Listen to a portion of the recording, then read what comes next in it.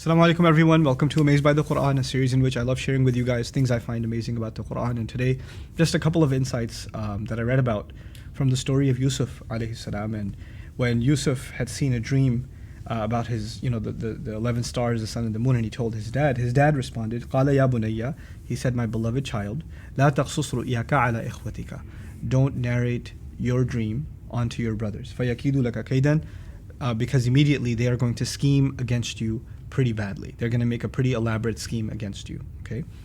Now, in saying these words, there's a couple of things that come forward. Just because you said a dream, and that dream is even hard to interpret, right? It's not an easy dream to interpret. Clearly, his brothers don't know how to interpret dreams. So even if he tells them the dream, they might not know what it means. So why is it that they would hear this dream and say, we got to get this kid? Why would that be? This is actually a pretty insightful way of the Quran telling us that there are some people who are psychologically so insecure, they're so on the edge, that they may not even understand what you've said to them, what you've shared with them. But if there's even the slightest hint that in what you shared with them there is something praiseworthy of you, some good came to you, sajda was done towards you or because of you, if that much is there, even if they don't get it, they're gonna go crazy. They're just on the edge. They're just waiting to hear something to snap. And their dad knows they're on the edge. He understands they're on the edge. No, a kid won't know that. A kid will say something to his brothers and not think twice about it. Actually, even adults, we don't think twice about it. In this ayah, we are learning to be conscious, have emotional intelligence, and be conscious of the people around us, especially even within our family, who are on the verge of snapping. They're holding on by a thread.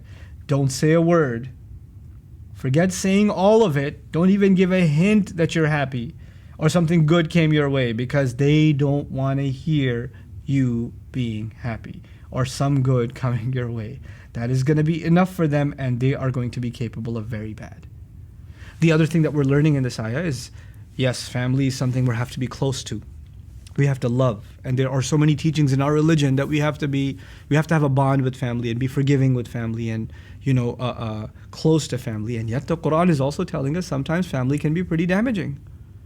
Family can be pretty harmful. And when they are, you have to be careful. And you have to have the sense to know that you need to keep a distance. Quran is not calling you to fight with your family. But the Quran is also not asking you to be naive. It's not idealistic. Just be good to your brother, no matter what they do to you. No. Don't tell them stuff.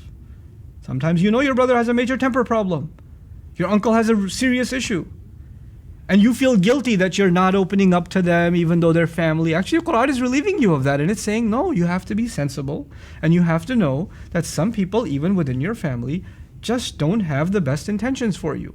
And they're not capable of having a healthy relationship. And when they're not capable of having a healthy relationship, and you're taking steps back, you're not the one that's supposed to be held accountable. You're supposed to take your precaution. He didn't say don't trust your brothers or don't do this or that. And that's the next thing that I want to bring to your attention, is when he did tell his son this. He says, La taqsus. In the Arabic language, you can say, La taqussa, don't narrate. La taqussi, don't narrate. La taqsus is the most elaborate, clearly spelled out way. When you're going to tell a child to take precaution, you should spell it out. You should not speak in code. We should be clear in communicating. Listen, I need you to be clear. Don't tell any of this to your brothers. Because they will. And he didn't just say, why not, Dad? Why shouldn't I tell him? Well, just don't tell him. Just trust me, okay? Or he didn't sugarcoat it. They might not like it, or I don't know, they might get confused.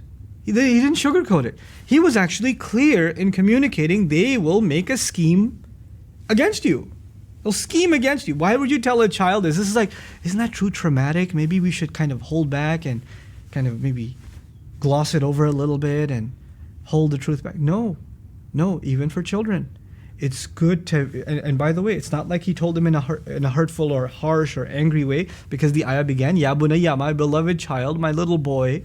It's like this hug and this holding. I need you to understand something. Don't tell your brothers this, because they will make a plan against you, okay? Just don't tell them. Trust me. Okay, Dad. He gets it. You can't hide family problems from your children. You have to prepare them for them.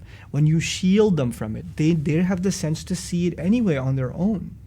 They have the sense. They would rather be able to have an open channel of communication with you so they can talk about those family problems.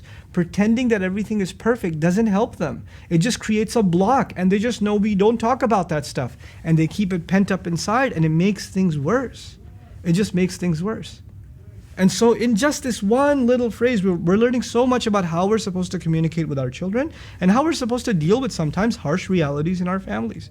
May Allah Azza wa Jal help our family situations, and may Allah Azza wa Jal especially make us, the parents and the elders in our families, good at communicating in a healthy, clear and transparent way with our children. Barakallahu li wa lakum. Assalamu alaikum wa rahmatullahi wa barakatuh.